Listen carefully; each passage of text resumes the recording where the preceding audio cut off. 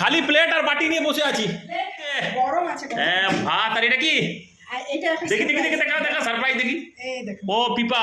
পিপা নয়, তাহলে দেখো সব সবজি দিয়ে স্টু করে। ও চিকেন আছে, আচ্ছা সবজি আছে। বাহ বাহ, দারুণ দারুণ দারুণ। মনটা ইয়ে হয়ে গেল নাকি? বন্ধুরা কিন্তু দারুণ আছে গো। দেখো স্টু এর মধ্যে কি দিয়েছি দেখো, রসুন থেতো করে দিয়েছি আর চিকেন গুলো দিয়ে দিয়েছি, যাই। পেঁয়াজ কুচি আর গাজর বিনস সব একসাথে দিয়েছি। রান্নাটা একদম সময় লাগেনি অয়েলে, দেখতে পাচ্ছ?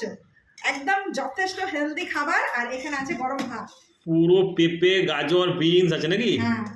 আর চিকেন আছে। খেয়ে বলো কেমন হয়েছে টেস্ট। দেখে দারুণ লাগছে, আর গন্ধ যা উঠেছে দারুণ, একদম পাতলা। ও যথেষ্ট হেলদি খাবারটা, আমার খুব পছন্দ। পছন্দ। আর বাড়ির বানানো গোলমরিচ গুঁড়োটা দিয়েছি তো, কোনো মানে উল্টো পাল্টা মশলাই দিইনি, সব কাঁচা মশলা। কথা হবে না। ওহো, তাহলে অবশ্যই আপনারা ফ্যামিলির সাথে এনজয় করুন আর এরকম হেলদি খাবার বানিয়ে খাওয়ান।